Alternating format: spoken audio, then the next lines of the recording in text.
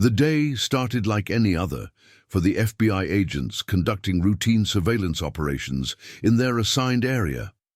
These were experienced professionals, men and women who had seen countless situations unfold, who had been trained to handle everything from mundane paperwork to high-stakes confrontations. But training and experience, while invaluable, cannot always prepare you for the moment when a routine situation suddenly becomes something entirely different. That particular morning, nobody on the team had any reason to believe they would soon be facing one of the most dangerous encounters of their careers. The SUV in question had attracted attention for reasons that seemed minor at the time. It was driving slightly erratically, not enough to suggest intoxication, but enough to warrant a second look. The license plate registration showed some inconsistencies that raised questions worth investigating. In the world of law enforcement, these small details often mean nothing, but sometimes they mean everything. The decision was made to conduct a traffic stop, a standard procedure that the agents had performed hundreds of times before. Nobody expected anything unusual. Nobody anticipated that the next few minutes would test every aspect of their training and judgment. As the federal vehicles moved to execute the stop, signaling for the SUV to pull over, there was no immediate indication of trouble. The vehicle complied with the command, slowing down and moving to the side of the road in what appeared to be routine cooperation. The agents approached with standard caution, the kind of professional awareness that becomes second nature after years in law enforcement, but without any heightened sense of immediate danger. The windows of the SUV were tinted, making it difficult to see inside clearly, but this too was not particularly unusual or alarming in itself. What happened next would be recounted in official reports, in court testimonies, and in training sessions for years to come. As the lead agent approached the driver's side window and requested identification, something in the body language of the driver triggered an instinctive alarm. Experienced law enforcement officers develop an almost sixth sense for when something is wrong, a subtle recognition of tension and danger that comes from years of reading human behavior under stress. The driver's hands were shaking slightly, not with the normal nervousness of someone pulled over for a traffic violation, but with something deeper, more intense. The agent's training kicked in immediately. Rather than simply requesting documents through the window, the decision was made to ask the driver to step out of the vehicle. This is where the situation began to escalate, though still within the bounds of what might be considered a cautious but routine stop. The driver hesitated, and in that hesitation was a world of information for those trained to read such moments. Other agents positioned themselves strategically around the vehicle, maintaining sight lines and covering positions without yet drawing weapons or creating an overtly confrontational atmosphere. When the driver finally emerged from the SUV, the lead agent noticed details that collectively painted a concerning picture. The man was sweating despite moderate weather conditions. His eyes kept darting to the vehicle and back to the agents. His responses to basic questions were evasive and inconsistent. Most tellingly, there was a bulge under his jacket that experienced eyes recognized immediately as consistent with a concealed weapon. The situation that had begun as a simple traffic stop was rapidly transforming into something far more serious. The decision was made to secure the driver and conduct a more thorough investigation of the vehicle and its occupants. As additional agents moved forward, calling for the other passengers to exit the SUV, the true scope of what they had stumbled upon began to reveal itself. One by one, 5 men emerged from the vehicle, and each one displayed the same telltale signs of being armed and dangerous. The casual traffic stop had just become a potential armed confrontation with multiple suspects, and the agents found themselves in a situation that required absolute precision and control. Inside the minds of the federal agents, calculations were being made at lightning speed. They were potentially outnumbered. Though backup was being called even as the situation unfolded, the suspects were clearly armed, which meant any sudden movement could trigger violence. The location of the stop, while not ideal, offered some tactical advantages, but also meant that civilians could potentially be in danger if shooting started. Every decision made in the next few minutes would need to balance the imperative to neutralize the threat with the equally important need to avoid unnecessary violence and protect innocent bystanders. As the 5 men stood in a line beside their vehicle, agents began conducting pat-down searches for weapons.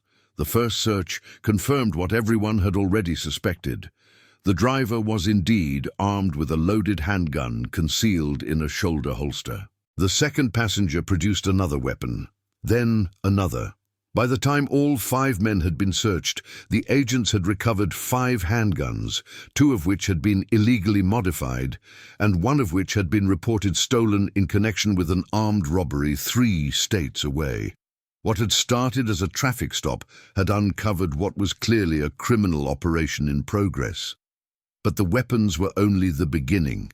As agents began a more thorough search of the SUV itself, authorized by the discovery of illegal firearms and the suspicious behavior of the occupants, they found evidence of a far more extensive criminal enterprise. In the cargo area, concealed under blankets and luggage, were multiple packages containing illegal drugs with a street value that would eventually be estimated in the hundreds of thousands of dollars. There were also documents that suggested the 5 men were part of a larger organized crime network with connections to drug trafficking operations spanning multiple states. The 5 gangsters, now in handcuffs and separated for individual questioning, presented a fascinating study in criminal psychology under pressure. Some maintained complete silence, invoking their right to legal representation and refusing to answer any questions. Others, perhaps sensing that the evidence against them was overwhelming, attempted to negotiate, offering information about their associates in exchange for consideration. One tried to claim that he was merely a passenger, unaware of what the others were involved in, a claim that was immediately undermined by the weapon found on his person and his own prior criminal record that emerged from database checks. As the initial shock of the confrontation began to settle and the immediate danger passed, the federal agents began the meticulous work of processing the scene and the suspects. Every item in the vehicle was catalogued and photographed. The weapons were secured as evidence, with serial numbers checked against databases of stolen firearms and weapons used in crimes. The drugs were field-tested and packaged according to strict protocols that would preserve the chain of custody for eventual prosecution. The 5 men were transported to federal holding facilities where they would be formally charged and begin the process of moving through the justice system. The investigation that followed the arrests revealed just how fortunate the timing of that traffic stop had been. The 5 gangsters were not simply transporting drugs and weapons for personal use or small-scale dealing.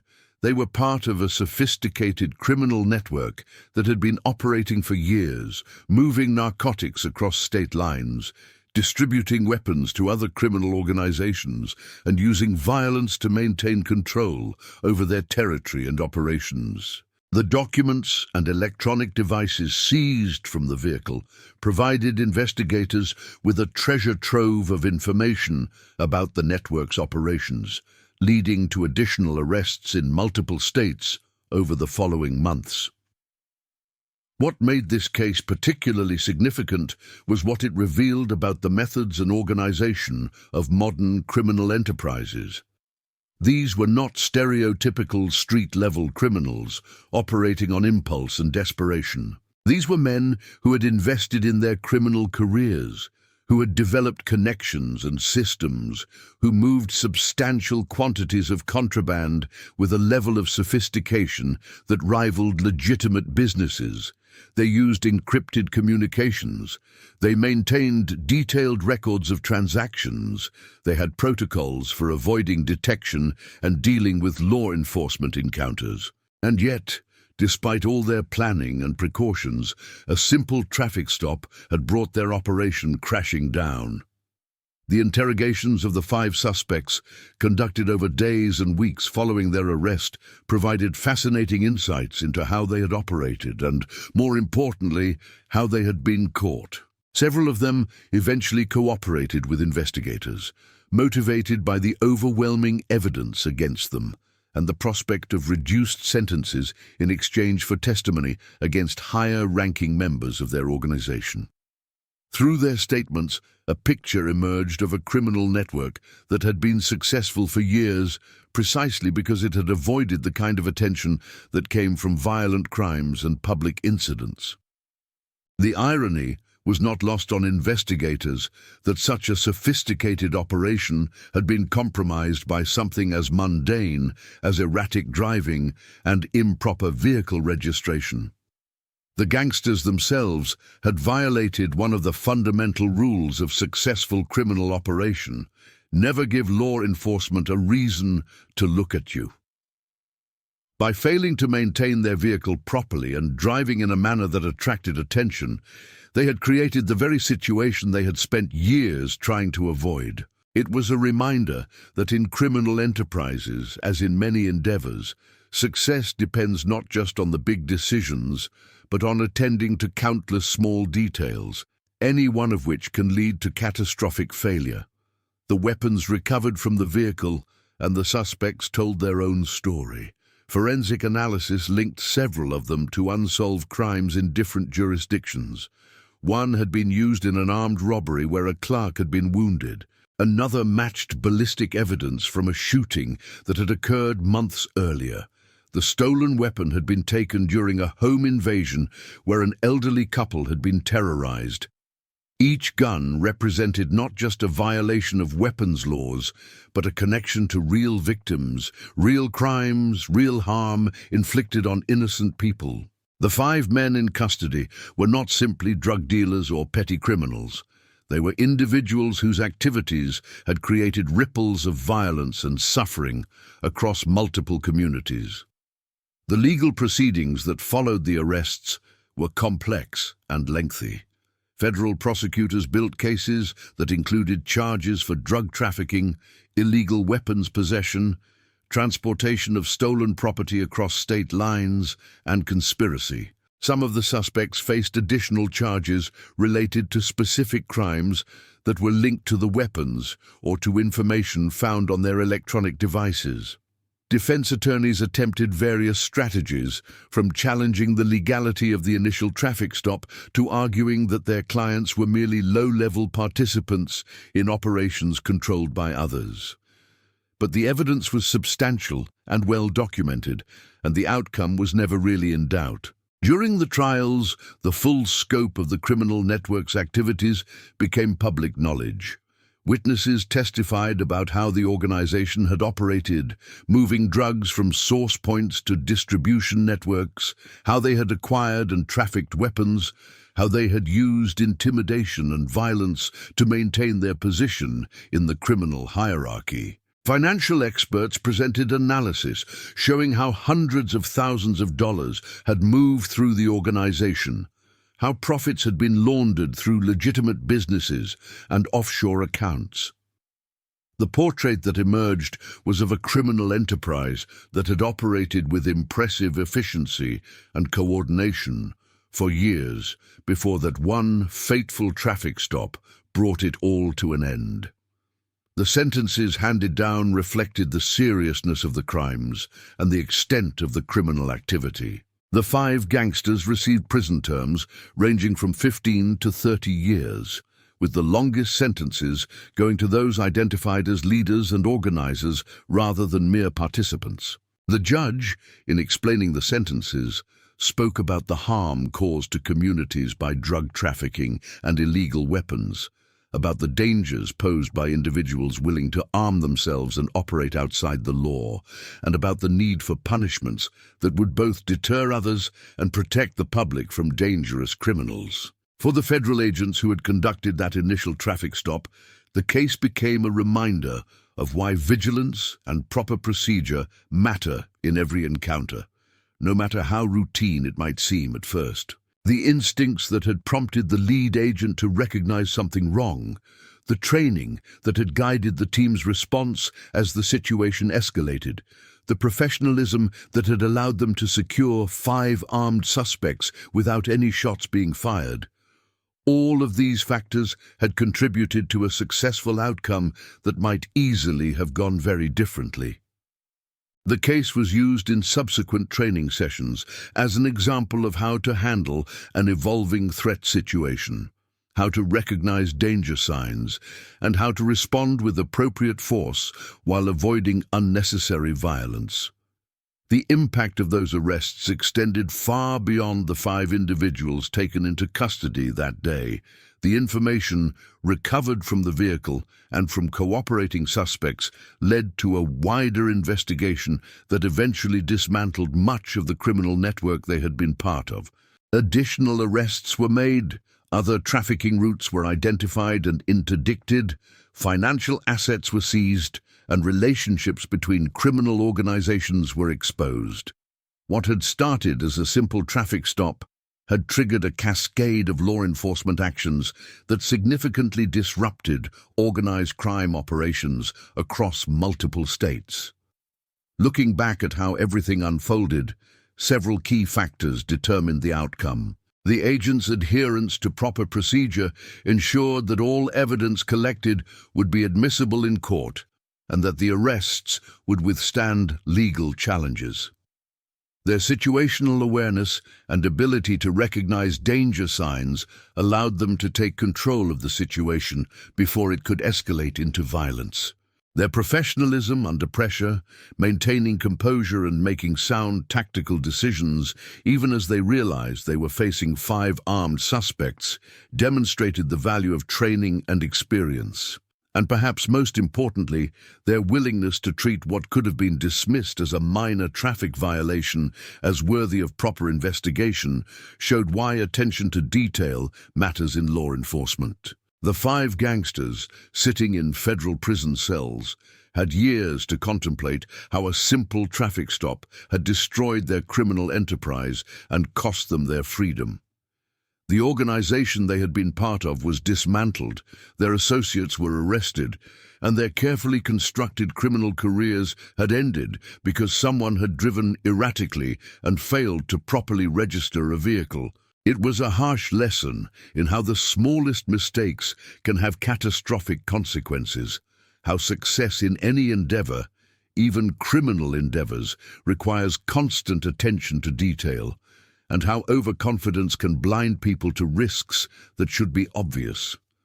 For the communities that had been affected by the criminal network's activities, the arrests brought a measure of justice and relief. Families who had lost loved ones to drug addiction, victims of crimes committed with the trafficked weapons, neighborhoods that had suffered from the violence associated with drug distribution, all could take some comfort in knowing that those responsible had been caught and punished. While no legal outcome can undo the harm that had been done, there was at least accountability and consequences for those who had chosen to profit from others' suffering. The story of this traffic stop and what it uncovered has become more than just another case file in law enforcement archives. It represents a perfect example of how major criminal investigations sometimes begin with small, almost mundane encounters. It demonstrates why and it serves as both a warning to criminals that even the smallest mistake can lead to capture and a reassurance to the public that law enforcement, when properly trained and equipped, can effectively combat even sophisticated criminal operations. This entire sequence of events, from that first decision to pull over an SUV for erratic driving through the final sentencing of 5 gangsters to lengthy prison terms, illustrates fundamental truths about crime and justice. Criminals, no matter how sophisticated their operations or how careful their planning, are still human and subject to human error. Law enforcement officers, when properly trained and supported, can recognize and respond to threats even in situations that begin innocuously. And the justice system, while imperfect, can successfully prosecute and punish those who choose to operate outside the law, protecting communities and holding criminals accountable for their actions. The routine FBI check that turned into a major bust will be remembered as a textbook case of professional law enforcement work. What looked like a simple stop became the catalyst for dismantling a criminal network. What seemed like minor infractions led to the discovery of major crimes. And what could have ended in tragedy instead ended with justice, thanks to the skill, training, and professionalism of federal agents who did everything right when it mattered most. Those 5 gangsters learned the hardest possible lesson. In the contest between criminals and the law, one mistake is all it takes to lose everything. And if you want, tell me from which corner of the world you're watching this video. Your comment matters, and I want to read it and reply to you. For more exciting stories like this one, click on the video that's appearing on your screen right now.